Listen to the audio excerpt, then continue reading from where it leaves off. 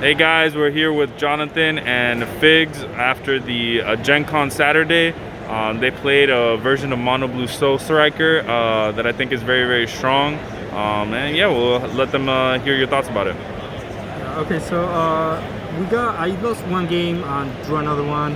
Figs only lost one game. Both games could have been prevented if we have a one card that we'll tell you later.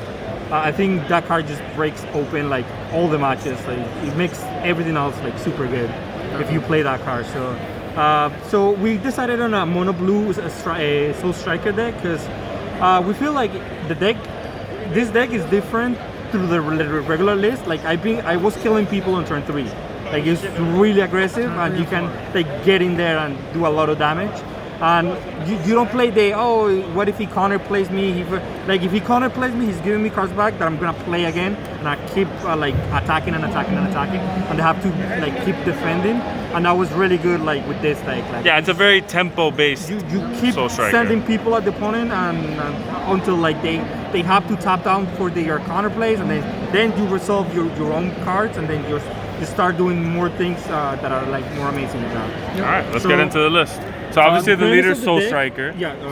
Let's start over here. The leader's somewhere around here. I mean, we don't really need to explain him, but it is Soul Striker. Yeah, it's the same Soul Striker. Yeah. It's just that this one is is Mono Blue. That's it's just a Mono Blue deck. So yeah, let's get into it. So the first thing is that the deck doesn't have turn 1 play except for the Senna combo. All right. So yeah. So no turn 1 play. It's a sacrifice to fit all the other good cards. Yeah. But to be honest, every game that I've seen Zeno in my opening hand, I always played it on turn 1. Yeah. I always went for it is good. It is good. Because it basically turns it into a normal super combo, and if your opponent leaves it on the board, by the time you're able to actually combo it, then you're going to get even more value out of it. And if they gotta do like some weird stuff to get rid of him, so it's nice to keep in your mulligan, basically. Yeah, just play a turn 1. Yeah, I always make sure, even if I had one, as long as I had one, if I see more than one, I usually put one back because you do want to see your unison, of course, and other cards. But I made sure I at least kept one so I had a turn 1 play. So that was definitely necessary for at least turn 1. Yeah, that's nice. I do want to start with the Spirit Boost package. This package, like I said, honestly, when I first went over the cards, when Andrew gave us this list, I was like, Spirit Boost, Listen, this package was insane. The unison was really good. He's a 3-drop unison. He is a 19K, so it's very hard to get over. He's very big. His ability, you just draw one, you draw one, you rest him, but he's a +2, so he goes to 5. He's very big. He has a Spirit Boost ability that's once per turn. Whenever you Spirit Boost with one of your effects, you're able to bounce one of your opponent's battle cards that has an equal cost or greater back to their hand from their energy. That's equal or greater to their energy back to their hand. So it was really good for being able to clear cards like Hatchack. If your opponent hatched you, you're able to like Spirit Boost this into play, get rid of their hatch. If they put like a Bojack on the board, same thing. You get Spirit Boost and put it back in their hand. So it was things that you just didn't want to deal with that early, that you didn't care putting back in your hand, that wasn't necessarily a plus for your opponent. Otherwise, his last effect was very important, the +10. It works really great with this card. The +10 until the end of the turn. In this, it just blew out your opponent. One of the main things that you would ask is why this went over Baby. And the main reason is he's 19K. Even though he taps himself to draw the card, having 19K means that it's not gonna die. Like It doesn't matter whatever matchup I was playing. Even if I didn't even the +2, if I just +0, it was not gonna die. Yeah, no one wanted to kill this guy. He was gonna stick on the field. Once you have 5 markers on it, it's just not possible. Yeah, it is possible, but it requires a lot of effort. Yeah, a 19K +2 was crazy. My opponents only attacked this if they were looking to draw a card and didn't want me to go to the combo step. They never actually combo into this because you can't. You lose too much value. And then this Bardock, it's insane with the leader and the Spirit Boost. Like everything. Like sometimes I would just like play one of this one, Spirit Boost to 4. Because they're not gonna attack it once it's at 5. So your turn again. You play this one, Spirit Boost 1, draw a card, bounce something back, then attack with him, give him 10K to the leader, attack with him. So you're saying you use the +0 on the Tapion to get. When I knew I was gonna get rid of him and I was gonna use 2 of these guys, I was just +0 and I attack, and replace it with one of my other unisons. Once I have Awaken and something, and in that turn I could easily my leader could easily swim for 30K base and 3 attacks. So it was that's too much pressure. This card, for anyone who doesn't know, when you combo this as a limit 2, Spirit Boost, you remove markers off of your Unison, and then you're able to restand your leader and give it 10k for the or 5k for the turn. So basically, every time you combo this, that's 5k. The effect gives it 5k. So the next, like you literally just use 2 of these, and you've got a 30 to 35k leader swing. It's crazy. And you restand the leader so it attacks yeah, again. You don't restand the energy, but you still get. Also, you can play this guy. No joke. Yeah, I don't know if you guys ever did it, No, but I no, did it I- and tested it never came out for me. But you can actually evolve him over the other Bardock, Yep, which and is he gets kind of his- and crazy. he gets his effect when he still attacks. gets effect when he attacks. Yeah. So they have to kill him, or you could just keep spirit boosting Yep. every turn, which would be bananas. Insane, yeah. It's also the other reason to play this guy is because we're also playing the other MVP of the deck, Yeah, that which is the Bardock Ape. That guy was insane in Yeah, turn 2. it was Like great. if you have this guy on turn 2, it was although one game that I had in turn 2, the energy that it replaced was a yellow energy, so I couldn't awaken on turn 3. Yeah, that can That happen. was the only issue that I have with like that card.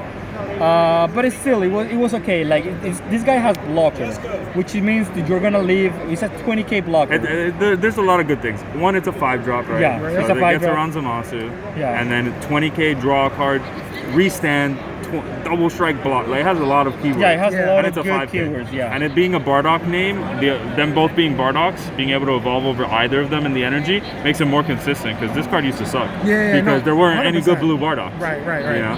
And that's one of the things I liked about it the most. I mean, you could always play it over itself or this, but your turn 2s were always this. Like if I didn't have this, I was always going for the draw 2.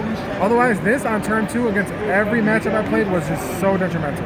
The pressure it puts down, then on top of that, you avoid taking even more damage, so you're guaranteed to awaken with like 6 or 7 life, almost guaranteed, because of the fact you had a 20k blocker your opponent couldn't deal with on turn 2. Yeah, and giving you a blocker on turn 2, you can Bojack with a beam.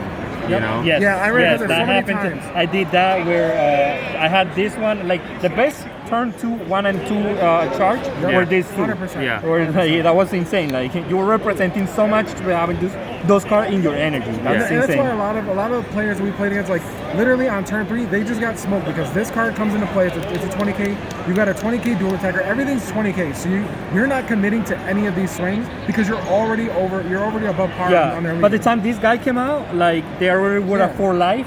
And then the spirit boosting with the leader, you're swinging with 30k. Now they have to combo a bunch of cards to try to stop they're you. either dying or taking the damage. And what's great is all of these have a combo. really small curve. So like this only costs 2, this only costs 1, this costs nothing to do. So like you have all of these plays that allow you to basically like apply pressure, and it costs nothing. Like 2 energy is nothing on turn 2. Your leader untaps 2. So most of the time I would even play this on my awakened turn and still be able to play Calamity because I'd have a bean. You know, you swing, untap 2, play that. Like it was just too good. Yeah, and the rest of the deck is just the usual suspects: 4 monkeys for draw, 2 of the galactic busters. I mean, 3 of the galactic busters to combo to play your guys. But in this deck is even better because we are playing a bunch of blockers, which means in their opponent's turn, if they attack me, I'm gonna block and I'm gonna bring them out. Yeah. So it's a lot easier to bring The everything Bojacks out. never stop coming. Yeah, Yeah. They never stop I'm coming. playing in my turn and your turn, and we keep playing. It's really good. The 4 sensor means because it's broken. There's no other reason. 3D magic. 3D magic, That it was perfect. really good. I mean, honestly, I actually sided out my negates at one point. Yeah, me too. Because like it got to a point where literally I wanted to go to combat step because I had so much that I can do. Yeah. Then I sided 1 out and kept 2 just in case I got to a point where I know they would. That's exactly what I did. Yeah, Did like, exactly like what honestly, I did. the negates were almost unnecessary, but it's D-magic. Like, you It's want the D-magic, energy. So if you Yeah, need energy, you can use it to self-awaken, like take a life, or if you need to put him untap in a it. play because you need more energy and don't want to waste beam, that was always an option too. Yeah. But otherwise, that's it was just- 3 trunks because you have to play trunks. It's just really too good in the format. Yeah. Did you feel like 3 was enough? Yeah, 3 was So enough. I feel like setting a 4th one would be good. Yeah, I figured. I never- Because you don't have I any never other counter plays. Yeah. I agree. I mean, I never missed it personally. I always saw it, so. Yeah. No, but a 4th one in the sideboard would be good. I agree. The Boja package because you can come this guy. I feel like you could increase this one if you want to, and maybe increase the this one. Do this. Just to keep bringing those out and just keep annoying the opponent with that. But 3-3 was really good for me. Yeah, like when I didn't have this one, I just brought this one out. Like I just keep doing things to my opponents with these cards. 2 of this one because this one is like the best generic blue Unison. You untap a blue, so you keep blue during your plays. It's really good. Not really much explanation. 2 monkeys, because you're being really aggressive. Man, Monkey was such a great card today. Yeah, Honestly, so like during most of my games, I literally would charge 1, so my opponent would think that I only had 1 left. I would either hard cast this for 5, or I would counter something on turn 5, swing with my leader to untap 2, and then next turn I would just Zeno and get my other one back, and then just swing for game. And they knew that they literally couldn't do anything because they had a triple strike coming in for game, and they know I had the monkey. So like they couldn't. There was no way to play around it ever. Yeah, and it was really good. It was really good. Yeah, when you're applying so much pressure, it like really seals the game. Yeah, because Yeah. you get them to 3, and this literally just says, all right, triple strike, and then you get the other one, and then they just know they're dead. They know they're dead next turn. Now this one on turn 3 is a 1 mana deflect, draw a card, 15k. Blocker. Really good. It's a blocker if you want to defend, or it's an attacker if you want to attack. Yep. So it's really versatile, and it's really good. Like Yeah, it's very good. I like it at 3. I wouldn't put more because it's on turn 3. Yeah. It's kind of a downside to it, but it's really good. Just turn 3, you awaken, play a blocker. Now you have defense. You can block, arrive a Bojack with a Galactic Buster, and you keep going with your plays. Like it's really good. 3, the Zeno was amazing. Like it's the best super combo for this deck. Nothing else. We already explained that one. And then of course Kai overrounds. This like bringing back yeah, the 10 point to your favor. I had a game where they played like 6 of the 1-drops I couldn't on top, and I had to just force the Trunks counterplay by playing this guy, and then being able to play this guy so I can wipe all the 1-drops and just keep doing my plays. Yeah, the deck doesn't have that much removal, so Secret Identity makes up for it for sure. Yeah, and of course best secret right now. Yeah. And double strike to close games. Yeah, pretty Yeah, I sick. mean overall, honestly, this deck was gas. The only Like, card that was missing from this deck was the 3-drop deflect, blocker, revenge, barrier, Gohan. Yeah, It has all the yeah. The keywords. 3-drop Great Sandman. He's 3-drop Great Sandman. He has all the keywords. The one that has all the keyword skills and, Yeah, and all has the keyword skills in his auto. When he kills something, he untaps the energy and himself. Honestly, like that So, would have made a difference in the Icarus matchup because I personally In played Icarus. any blue-red, blue-yellow Yeah, matchup. blue-yellow Like, matchup, oh, you're gonna keep up a counter for my Unison. Okay, here's a blocker that you cannot interact with, and if you Yeah. attack with any battle card, I'm gonna untap an energy, kill your guy, or you have to commit too many cards, and at that point, you did the job anyway. Yeah, and Yeah, then you get to it's rival the Bojack. It's just so much. Yeah, and I mean, honestly, if you're forcing them to have to final flash it, that's fine for you too, because again, that's just more resources. Yeah, they have that to you- final flash it and kill it. Like Yeah. you have to do It's so more many resources. things, It is more resources and it's not like you're giving them a ton of time because you're attacking them a bunch. Yep. Still, like Yeah. so they have to defend your things too. Yeah, that's So one what card would I you think- guys take out? What do you think for the I don't- Gohan blocker? Honestly, it's Sure, really yeah. tough to say. Is it crazy to cut the D magics? You guys said you didn't like them. I mean, No, I mean at least you could maybe gotta cut have it. one. Yeah, you gotta keep have it at 2. Yeah, you gotta have it just because you need the It's ability good, to it's untap good, it's energy when you're tapped out. If Galactic Buster's been used and you obviously don't have energy. Would you with the- increase the amount of cards in the deck for him? I would honestly. I think It this could is, be. this- I think it's a 52 card. Yeah, it's 52. Yeah, it could be a 54. I mean, everything It could draws, be- right? It could be 54. Yeah, Yeah, it could be 54. 'Cause, Yeah, And you maybe could kill one monkey, I think. Ew, that's rough. No, I don't think I'd touch Monkey, but I definitely think that D-Magic could probably be a 2 of.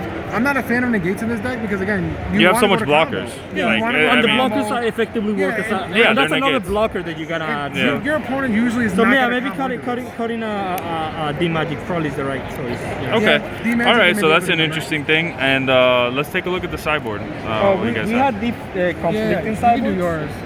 But We'll just I'm take a gonna look do at one of mine. Really important. I would bump it up to 3 in this format. Yeah, I would have too. Because against Icarus, this guy is a house. Like you you play one, remove their hot check and their lure slug. They kill it, and then the next one is for 6 counter, and the next one for 7. Like, Yeah, and you then just at that you point just it's- tap out for him and then untap with your and leader. the leader in top it is just insane against Icarus. Yeah. A finisher, like they have in the mirror, they have to use their Trunks counter plays. Like they're forced to do them because you're playing too many cards. you got So to do that. eventually you're gonna run them out of the Trunks counter plays, and here, have have fun with this one. It just ends the game. Yeah. Because they have to try to play like this guy, like the monkeys, like everything has to like. There's a lot of cards that they want to counterplay. Even this guy, like I had a bunch of people like trying to counterplay this guy because it's a 1 mana double strike 20k. And it's limit 1, so you can only do it once per turn. So I had that happen to me as well. Yeah. Kotsukai was really good for me too. Like I was in the blue yellow matchups. I was like, pay 1, fix a little bit my hand. Play a unison. Do you want to counter? Okay, we'll play this game next turn too. So it was really good in that case. 2 was fine. Two was fine. I saw both, so it was good. Okay. And against Meal and against a bunch of decks is really good. So not like this is one that I was playing. I liked it very much. Against many decks, everything draws. Even against Icarus, I was like, yeah, tap 2. This is another hat check. You want to counter it? Yeah. If you counter it, you don't have enough. You don't have a counter for my hat check now. Or for your unison. For my hack unison. Like, because sometimes I would be like, you mean because they can counter this one with Zamasu or Cooler. Or Cooler, yeah. So they can counter. But both of those are really important. Yeah. So then you counter it back to my hand. I'm gonna have it next turn, and here's my hat check now. Yeah. Or here's my untap. I can't untap anyway, so I can tap out freely. It was really good, and they will every time that I play this one, they underturn. Like they didn't want to push anymore. Right. And I understand that because these are like a grindy format, and losing 4 cards to one attack that you can block or something is like it's just not worth it. Yeah. 2 of this one for the Soul Search packet matchup is needed for that matchup mainly. 3 of that one, this one, and this one was mainly for aggro. Specifically, what's the name? Gogeta Zeno. That was the main reason to play these 4 cards. And yeah, this card literally ends their turn if you do it on 1 or 2, and they're trying to awaken and they're trying to pressure you. Like you absolutely, even if you have to take a neg 1 with the counter guide, you still take it. Yeah, you always do it because it's going to be more positive in the long run. Yeah, you're absolutely doing it every time. So yeah, that was my sideboard on I think it was pretty good. Yeah, I think mine was very similar. I think I played 1 more Deborah. I didn't play Oceana. Wait, I was playing the monkey too. The blocker. You took it? One monkey blocker. Yeah, 2 cards are missing from here. Yeah. Sorry. 2 rabbits. 2 rabbits. Also for aggro. Do you think like you need it after like playing this tournament? Do you think that aggro is enough of a threat to you? Yeah, I mean you do need answers for aggro. Do you think? But you need. Because you're playing 8 cards right now. Yeah, I mean that's the worst matchup in my opinion. Okay. Because the main deck can be any like grind game, and and these cards are enough. Maybe another one of this one. Yeah. You could maybe cut this one down to 2, because most of the time I only brought two down. Mm-hmm. So maybe you can cut this one down. This one you can maybe cut it, but I mean it's really good against aggro, so. Up this one up. I don't know. It's just the Radix is just nice to have. I don't think it's one that I really consider taking out. Like I said, I like it for the aggro matchups. There's certain situations where having a 19k blocker that blocks again is just really good. Even if it loses markers, you don't really care. You're more about the survivability. Yeah, just having that double blocker just makes it hard for them to push. Yeah. All right, so that is the deck profile from Figs and Jonathan. Any last words, guys? Shout out to you. Andrew Duvall. Oof. This is a Andrew Duvall list. I mean, he like cooked it up, and it was something he was working on before, but we cooked it up the night before, to make sure we get it down packed. But the list is awesome. It was really fun. Blue's always fun. That's all I play, so All right. I have fun with the deck. It's really fun. Yeah, shout out to the team. Shout out to University. All right. See you guys next time. All right, take it easy.